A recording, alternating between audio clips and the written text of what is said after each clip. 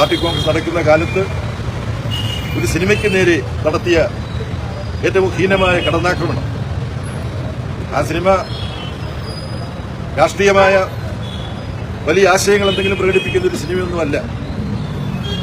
ജനങ്ങളെ വലിയ തോതിൽ ആകർഷിച്ച, ബോക്സ് ഓഫീസിൽ വൻ വിജയമായി മാറിയ, മലയാളത്തിന്റെ അഭിമാന താരങ്ങളും ഒക്കെ പങ്കെടുത്തിട്ടുള്ള ഒരു സിനിമയിൽ ഗുജറാത്തിൽ നടന്ന അതിഹീനമായ വർഗീയ നേർവാഴ്ചയെക്കുറിച്ചും കൂട്ടക്കുരുതിയെക്കുറിച്ചുമെല്ലാം ഒരു കഥാപാത്രത്തിന്റെ ഒരു സംഭാഷണമുണ്ടെന്നാണ് നമുക്കെല്ലാം മനസ്സിലായത്. അതിന്റെ പേരിൽ എന്തു വലിയ തുടർ ആക്രമണ പരമ്പരകളാണ് എൻഫോഴ്സ്മെന്റ് ഡയറക്ടർമാരുടെ അന്വേഷണ സംഘത്തെ എമ്പുരാൻ സിനിമയുമായി ഏതെങ്കിലുമൊക്കെ തരത്തിൽ ബന്ധപ്പെട്ടവർക്കെല്ലാം നേരെ കെട്ടഴിച്ചു വിട്ടുകൊണ്ട് നരേന്ദ്രമോദി ഗവൺമെന്റ് നിർവഹിച്ചുകൊണ്ടിരിക്കുന്നത്.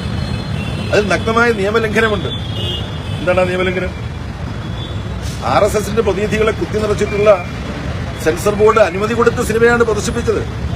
അല്ലാതെ ഒളിച്ചു കിടത്തിയിട്ട് തിയേറ്ററിൽ ഈ സിനിമ കൊണ്ടുവന്ന് കാണിക്കുകയായിരുന്നില്ല. അപ്പൊ അതിന്റെ വിശദാംശത്തിലേക്ക് ഈ സമയത്ത് ഞാൻ പോകേണ്ടതില്ല. അപ്പോൾ നമ്മുടെ ഇന്ത്യ രാജ്യം വലിയ വെല്ലുവിളികളെ നേരിടുകയാണ്.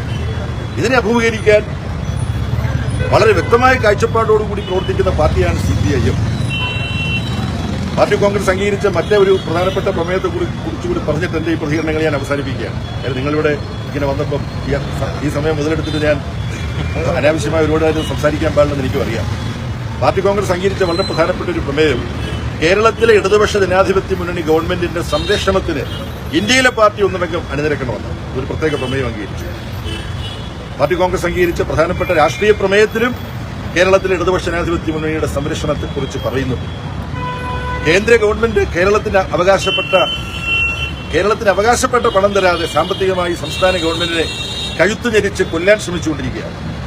അതിനെ അതിജീവിച്ചുകൊണ്ടാണ് അഭിമാനകരമായ ബദൽ നയങ്ങൾ നടപ്പാക്കി കേന്ദ്ര വിലയിരുത്തൽ സംവിധാനങ്ങളുടെ തന്നെ ദൃഷ്ടിയിൽ ഇന്ത്യയിൽ മറ്റൊരു സംസ്ഥാനത്തിനും കൈവരിക്കാൻ കഴിയാത്ത നേട്ടങ്ങൾ വ്യത്യസ്ത സൂചികകളിൽ കേരളം കൈവരിച്ചുകൊണ്ടിരിക്കുന്നത്.